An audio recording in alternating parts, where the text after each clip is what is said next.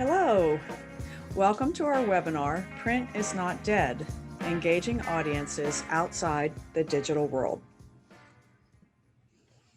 For those of you who don't know us, I am Michelle Drehoff, Art Director at Rock, Paper, Scissors. We are a branding and marketing firm that works with our clients to help them align their message and brand with their team, their community, and their audience so that they're speaking from one voice to achieve their vision and purpose. Rock, Paper, Scissors has actually been in the design and branding space for over 30 years. We've seen a lot of change over those years, as well as we've done a lot of changing ourselves. So we understand the need to keep up with new trends as well as best practices in the printing world so that we can make sure to guide our clients towards the most effective print solutions when they're called for. So joining me for today's webinar is our brand strategist and designer, Madison Hooper. Good morning, everybody. So before we dive into today's topic, we want to give everybody a heads up that this is not just a one-way presentation of materials. This is really meant to be a conversation. So please feel free to post any questions or comments in the chat box through Zoom during the presentation, and we'll discuss them in the Q&A at the end. If you're listening to this after our live broadcast, please still ask away.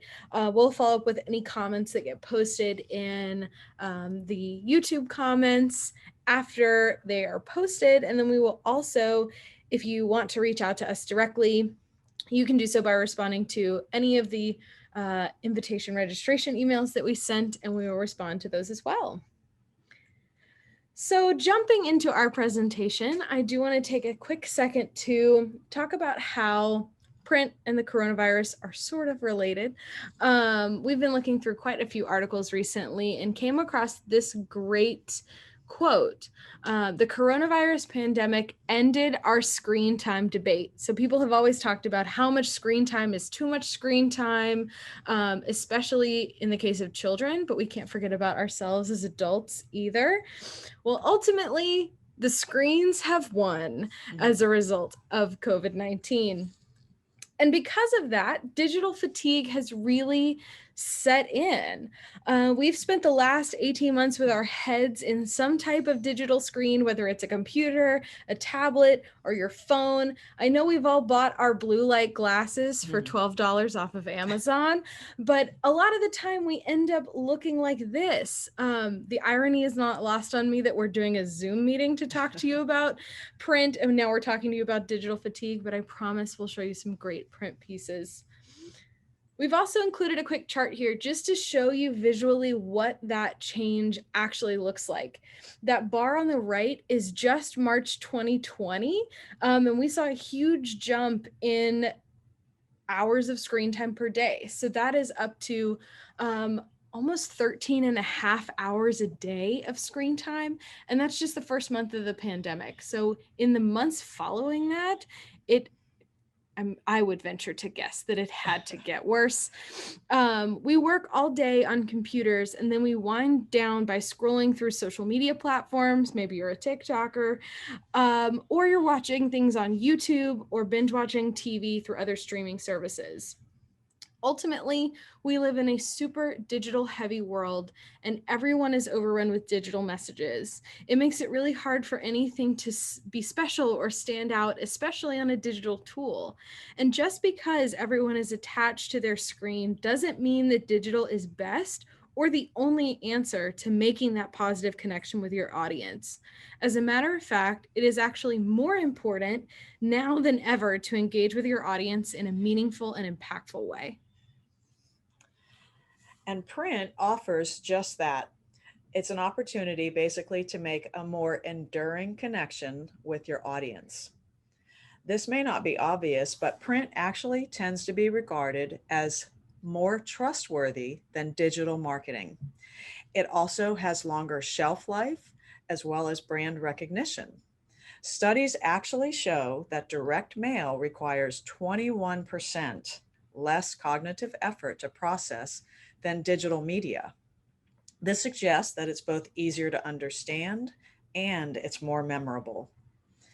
Pairing print together with digital efforts can strengthen your brand awareness even more by engaging more of the senses that a person uses.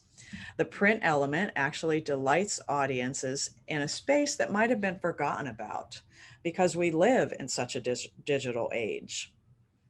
But then digital can serve more as an efficient reminder to keep that brand that you're building top of mind. So if you do a strong print piece, digital becomes a supplemental tool to actually increase your brand awareness. There are lots of ways to use print to actually reach your audience. Some types of pieces that you might want to consider are annual reports. Direct mail or postcards are actually really effective right now. Event invitations are another thing that are really well received.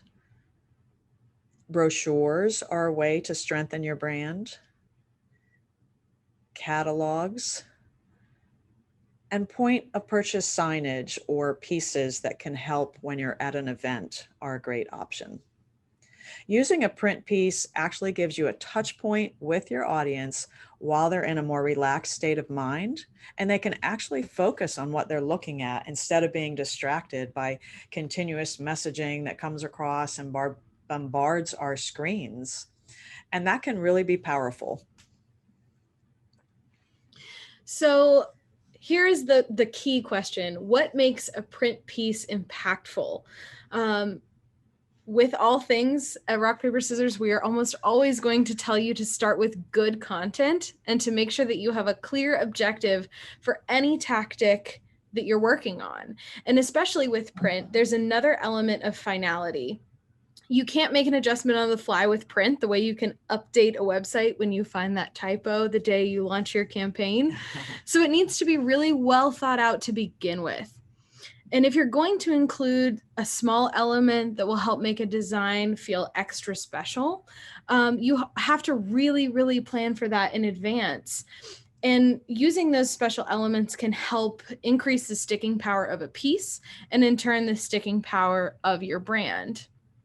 As Michelle talked about, we use a lot of different senses when we are looking at a print piece, the biggest one being the element of touch.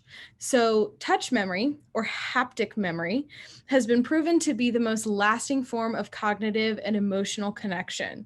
This comes into play with print pieces a lot, especially since each print piece has a different weight, size, or feeling in the hands. Think about your cell phone. Your cell phone always feels like the same roughly 1.6 pound rectangle. It's exactly the same no matter what is on the screen.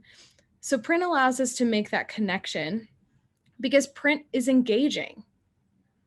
These Habitat for Humanity cards were created for Gwinnett Habitat's 2021 virtual annual fundraising event.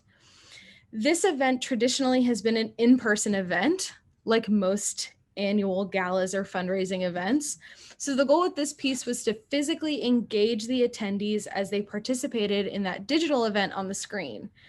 Information in this deck of cards included impact stats and short stories of accomplishment throughout the year. The final cards also included QR codes on the very back, promoting different levels or types of involvement, including volunteer opportunities and donations. Using QR codes allowed these to be digitally tracked, and each card focused very specifically on a small, digestible piece of information and allowed presenters to call them out individually throughout the presentation.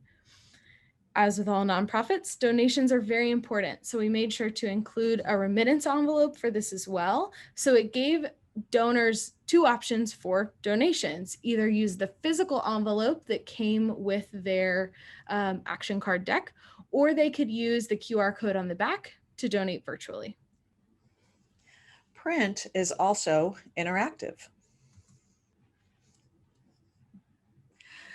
So the goal for our own company's business cards was basically to bring some playfulness and a bit of surprise element to the exchange of business cards and really make the experience more memorable for those that we were exchanging business cards with. The business cards basically have all the contact info on one side, while the backs have been utilized for personal image of each person's hand that is in a rock, paper, or scissors position. Not only are these cards functional, but we've worked an interactive game into a space that is typically boring or even tedious.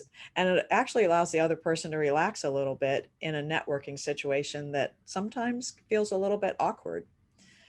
These really have helped rock, paper, scissors to stand out in the crowd. So print is also experience driven. This poster and bookmark series was designed for a literacy nonprofit, Page Turners Make Great Learners. Page Turners, as we shorten and call it, serves Title I schools in the Atlanta area. And the goal with this piece was really to excite and engage educators around the new student-led book club blog that Page Turners was rolling out. Each teacher that signed up for the program received this poster to hang in their classroom and a stack of bookmarks for their students. Those bookmarks provided specific information about the students that would be leading the book club, and we packaged it in a fun little tube to help make it more interesting and engaging, a more interesting and engaging unpacking experience for that teacher. And then she could do it in the classroom. And we made sure to brand the full outside of that packaging. And then because we were driving to a digital tool, it allowed us to better gauge traffic on the digital platform. So print can also be dynamic. With this invitation, RPS wanted to invite our clients to a client appreciation event in a way that would be more memorable. So our team came up with a circus theme first, and that would basically set the tone for all the collateral and event planning. Then we knew as the first touch point that we wanted an invitation that would really begin to immerse our clients in the experience that we would be providing them. So we basically determined that a unique fold in the shape of a circus tent would create that immediate interest and really highlight our fun theme for this event. The invitation also had an admission ticket that was inserted into the center of the fold, and it was placed into a square envelope with a personalized label that actually wrapped around the edge that gave it a little bit of a special feeling. And basically, right out of the mailbox, it had a nice impact. So then we followed up this print piece with similarly designed email and social media graphics, and we ended up getting a great turnout for our event. Print is also personal. So to kick off a new name and brand for the Community Improvement District, formerly known as Gwinnett Village, we created these member kits. The goal here was to help build a sense of camaraderie, ownership, and belonging for their members. These kits were divided into 4 audience segments based on each business's industry. Each kit was then hand-delivered and included industry-specific promotional materials, a die-cut folder that contained a letter from the executive director, a Gateway 85 CID member window cling, a booklet that detailed the new brand launch, and a newspaper-style annual report that unfolded into a hand-drawn poster showcasing the district map on the back. Using a piece this elaborate, as well as something that was personalized based on industry, helped give specific attention to each business owner to help make them feel a part of Gateway 85. So print is also enduring. This piece right here is actually one that we received. The maze was sent by SharpSpring, which is an inbound marketing automation platform. And their goal was actually to send something fun as an offer to start an agency conversation. And eventually they were hoping for a partnership. It's pretty simple. It's basically a piece of glass that's mounted to a piece of foam board, and then it has a maze that you see being completed there that surrounds our logo. So our rock, paper, scissors logo is right on that piece. It showed up unannounced in the mail for us. And as human beings and a creative group who love the unexpected, it was super interesting and effective to us. Ultimately, it worked. We now use SharpSpring for our inbound marketing automation, and not just for the print piece that they mailed us, but it was a nice touch. And we actually have this maze hanging in our conference room. So we see it every day, and it's a reminder of that brand that we work with. So fun folds, robust kits, and hours of me trying to get to the center of that maze aside, grabbing attention is just one part of your print piece. As with all marketing tactics, planning is crucial and always should be your first step. Print has to support your goals and fit within your overall marketing plan timeline. Think of it like serving food at a dinner party. You wouldn't serve your appetizers, dinner, and dessert all at once. Instead, there's a pre-planned timeline for the serving of each course so that guests are able to relax and enjoy the experience you're providing. So what actually makes a print piece work? A few questions that you might want to ask yourself. Is your piece driven by a specific goal? Will it help support your goals for the year? Or will it help move the needle forward in some way? Is your print piece on track for your target audience? And does the piece have strong design? It should be clear, high quality, and include a call to action. Remember that good design equals good print. Also, do you have a print partner with a strong portfolio? It's always better to work with a printer or even a designer that will help you with print that you're comfortable with and can share your plans and goals with for the campaign. They'll basically be able to give you recommendations for design tweaks, for any additional specs that they might recommend, or revisions to paper size or shape. And these things will actually help you have a more impactful piece in the end. And then don't be afraid to request previous work if you're vetting a new print partner. Quality work is a pretty important element, and it should never be overlooked. As an organization, we've definitely established print partners that we know and we know that we work well with, and it always helps us look better. Design is another important piece of the puzzle. A couple options that you can think about to fit your budget are Canva, which is it's basically a do-it-yourself tool that can help you create more professional looking graphics for yourself.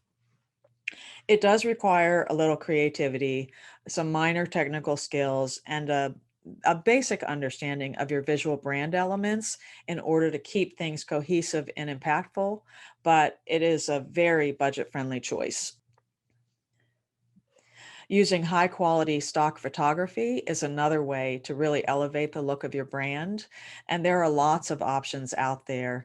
You can find free options like Unsplash and Pixabay. And then there's other paid options like Shutterstock. The fees are fairly minimal as long as you're not using a super high quality, editorial style photo. But just be sure that you're checking the attribution rights when you're using these sites. Yeah, we really don't want you to get sued. And then a final option is to work with a designer. They'll actually help you to get the most impact while making sure that your visual brand remains cohesive and consistent. However, just like when you're working with a printer, you'll want to make sure that you vet an agency partner or even a freelance designer, and just make sure that they're a good fit for you and that you're getting the best work that meets the goals and objectives that you've set. Sometimes actually spending that little extra money can actually take your piece and your organization to the next level. So once you've determined your goals, campaign timing, and have secured your partners, it's time to determine how to make your piece stand out. We showed you a lot of out of the box items today, but we certainly want to make sure that you know that adding special elements doesn't necessarily mean that you have to break the bank. But if you've got the funds, certainly use them. These elements actually create a more memorable experience by involving more senses. Things that you can do to make a piece special is a foil treatment. This card has a foil treatment. Another thought is even using a clear varnish that makes actually makes something pop on a page and stand out. It just helps you highlight something special. Die cuts are another way to give a piece a unique twist. So you see the 40 cut out of that folded card there. It's even cut out like it wraps around the fold, and that really makes it feel special. So doing things like that really elevate a design. Special folds are another way that you can make a piece stand out. And it really doesn't need to be as elaborate as a circus tent. Just doing this type of accordion fold can be something a little bit different. And lastly, a simple thing to make something distinctive is by just choosing a different shape.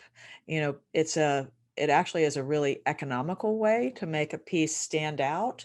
You can go smaller, bigger, more square, more landscape versus horizontal. There's lots of different ways that you can make your piece look just a little bit different than others in your marketplace. So last and very not least, let's talk about return on investment, or ROI. So ultimately, most of the time, print is a brand awareness tactic. So brand awareness tactics aren't always as easy or as explicit to track when we compare them to digital tactics like social ads or email marketing. You have two options here. You can either include something additional to track it digitally, or you can commit to the intangible nature of tracking brand awareness. Some of that is a little bit more faith-based. When you're determining success, it often requires you to look back several months in the future to determine the effectiveness of your brand awareness piece. So if you're going the digital route, QR codes are a great way to track it. We've talked about them already today, but QR codes have really made a resurgence. They were once those black and white pixelated eyesores, and they have absolutely grown up and out. There are a ton of free online tools that will help you to make those QR codes more custom. So you can use things like brand colors, you can add logos to the center, and you can actually even change the shape of the QR code. We oftentimes end up using circular QR codes instead of the traditional square. It's just a little bit different enough and helps them to stand out in something that we now see a lot of the time. One added bonus for QR codes, phone cameras will now scan them directly rather than you having to have an additional app to be able to scan them. They're a great way to drive traffic back to your website or to a specific landing page for a campaign. If you're a retailer, you can also include a unique code or discount. By using a unique code or discount, you can more easily track a print piece if it's coming from an event or a targeted mailing. A little more in line with having faith in your pieces, you can keep regular track of your other social channels, which you should be doing anyway. That could be things such as social media visits, it could be traffic to your website, or even just in-store sales. But having a good pulse on your standard metrics is going to make it that much easier for you to determine if a print piece that's focused on brand awareness has provided you a lift in other areas. If you're using Google Analytics, which you should be, you can add an event to your tracking to measure traffic before and after a print piece is distributed. All right, at this point, we are closing in on our time for today, so we want to open the floor for any questions. If you have any questions about today's presentation, please feel free to post them in the chat if you haven't already. And while you're doing that, we'll get started with a few questions that were sent to us prior to the webinar. So Michelle, one of those questions was, what is a good place to start when you're working on a print piece or interested in doing a print piece? Right, right. So goals and tactics are always the first step. So it is very common for people to kind of want to rush in. They feel like they need something right away, like a print piece, and they really forget to think about their goals and what their strategy needs to be in order to have better planning for that piece. So basically, we always recommend that you determine what your goals are up front so that your content and your design can work together to meet those goals. And this will really help you realize the importance and priority of your project when you've set those goals. And then it also helps you come up with a better and more appropriate budget so that you are when you're keeping that goal at the forefront, you really realize what it's worth in the end. So you're willing to put the extra budget towards that. So when should you use print and how often should you use it? Sure. Print, basically should be used for the most part as a multi-channel approach to help you to solidify your messaging and your branding. So you'll want to consider it when you want to draw special attention to something like a gala or a fundraising event. Some sort of special event is always a good time to use something unique like print. Other reasons that you might want to use print is if you know that you need your information to stay in front of an audience for a little bit longer. It could be a catalog. You want people to, purchase something and you want to give them different ideas. For instance, clothing catalogs. When you see that beautiful model all dressed up in that clothing, it really makes a difference for how you feel about that brand and can often then drive you to make a purchase. Mhm.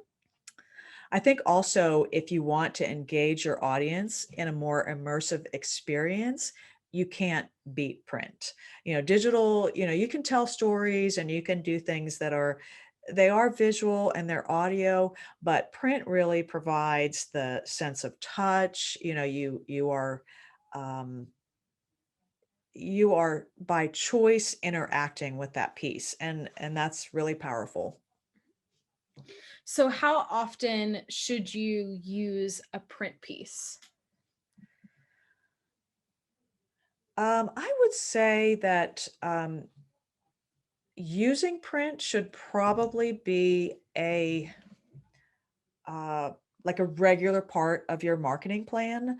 You obviously have to, each year we do annual marketing plans with our clients and we start to figure out where those fit into the marketing mix. So, think about how you're hitting your market in your digital space. You want to think about how you're hitting your market in social media platforms, and then where you need to hit them with print in order to really magnify your brand. So again, kind of going back to those goals, maybe a little bit more in the strategic sense of a yearly plan and where you can have regular intervals and touch points for your audience. So one other question that we got is, we talked about multi-channel approach for Yeah. print. Do you have to use print and digital together? Well, there's really not any hard and fast rules. So there are times when it is very helpful to use a print piece and you don't necessarily have to back it up with digital. But I also think that there are other times where it really helps you have that more enduring piece, and then to bring in that digital piece as quick reminders. Remember, we talked about digital being more fleeting, so it works in a different capacity. So I do think you have to determine really you know who is the audience that you're trying to talk to. What is it going to take to get them to take the action that you want them to take. All right. So since we are getting to the end of our time today, if you have any additional questions, please feel free to post them in the chat, and we will follow up with you after the webinar. And as we wrap up today, I do want to go ahead and let you all know about our next webinar. So you can go ahead and mark your calendar. We're going to switch it up on you a little bit. Our June webinar is going to take place on Wednesday, June 30th, rather than a traditional Thursday webinar time. Still keeping it at 11 a.m. And then our topic is going to be, is your website working for you? Websites are incredibly powerful tools for business. And with so many moving parts, it can be hard to determine their effectiveness. So we're here to help, and we'll tell you all about it. With that, I hope you all have a great week, a great weekend. And as always, please let us know if you have any questions. Feel free to reach out to us after this. And thank you for joining. Thank you so much.